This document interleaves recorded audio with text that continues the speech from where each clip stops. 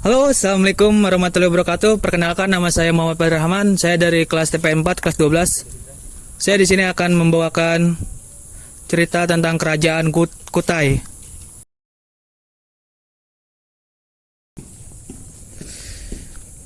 Mengenai sejarah kerajaan Kutai, kerajaan tertua di Indonesia. Pengenalan kerajaan Kutai sebagai kerajaan pertama dibuktinya dengan peninggalan prasasti yang telah banyak ditemukan oleh para ilmuwan. Meski demikian, sejarah kerajaan Kutai banyak merujuk pada dua kerajaan besar yang saling bertaut.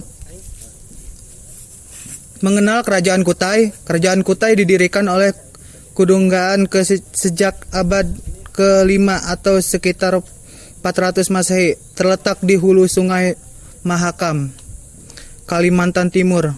Letak wilayah ini menunjukkan jalur perdagangan internasional di Nusantara yang bertaut dengan negara India. Bentuk Sungai Mahakam yang mampu dilewati oleh kapal menuju Muarakam menjadikan tempat ini diketahui khalayak dunia. Kondisi keterpautan tersebut bahkan menjadi bukti adanya pengaruh persebaran Hindu-Buddha sebagai awal berdirinya kerajaan ini. Tempat ini menyediakan yupa yang berbentuk semacam batu dengan tulisan bahasa Sanskerta dengan aksara Pallava. Lazimnya bahasa dan tulisan tersebut adalah digunakan di tanah Hindu. Sejarah kerajaan Kutai sebagai kerajaan Hindu juga ditandai dengan arsitektur corak Hindu yang digunakan pada bangunannya.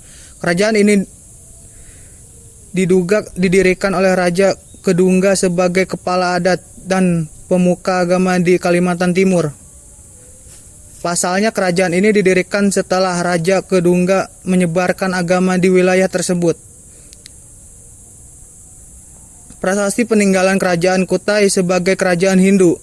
Kerajaan Kutai sebagai kerajaan Hindu dengan nama Kutai Martupura ditandai dengan adanya penemuan 7 prasasti yupa. Prasasti tersebut dipahat dengan tian batu adesit atau monolit.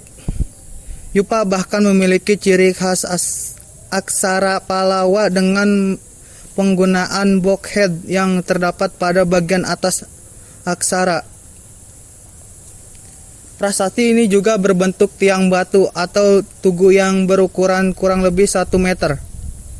Tiang yang ditancapkan di atas tanah tersebut bahkan memiliki fungsi sebagai prasasti pengikat hewan untuk upacara keagamaan dan lambang kebesaran raja. Prasasti yupa yang bertujuan dalam satu lokasi tersebut seringkali disebut sebagai prasasti Kutai atau prasasti Mulawarman. Ada juga bisa memahami setiap prasasti untuk mempelajari sejarah kerajaan Kutai. Lazimnya prasasti yupa ditulis dengan bahasa Sanskerta dalam 12 baris tulisan. Prasasti tersebut menyebutkan silsilah keluarga Sri Maharaja Kedungga yang dikarunia 3 orang anak. Dari ketiga anak tersebut, Mulawarman adalah anak terkemuka sebagai raja yang baik, kuat dan perkasa. Pak II menghadirkan 8 baris tulisan menggunakan aksara dan bahasa yang sama. Dalam prasasti ini terdapat tulisan terkait Sri Mulawarman yang telah memberikan sedekah 20.000 ekor sapi kepada kaum Brahmana. Prasasti kedua ini bahkan dapat dihentikan dengan simbol peringatan yang dibuat oleh kaum Brahman yang hadir di tempat tersebut. Kemudian prasasti yupa 3 juga menghadirkan 8 baris tulisan yang menerangkan tentang kebaikan dan kebesaran Raja Mulawarman, sedangkan prasasti yupa keempat tidak menampakkan tulisan yang sama karena terhapus. Meski demikian, bentuk prasasti ini tetap memiliki bentuk yang sama dan masih tersisa kepala aksara yang biasa terletak di atas tulisan. Prasasti Yupa kelima juga menerangkan sejarah kerajaan Kutai. Pada masa Raja Mulawarman, pasalnya prasasti ini memiliki 4 tulisan sebagai peringatan 2 sedekah besar yang telah diberikan oleh Raja Mulawarman.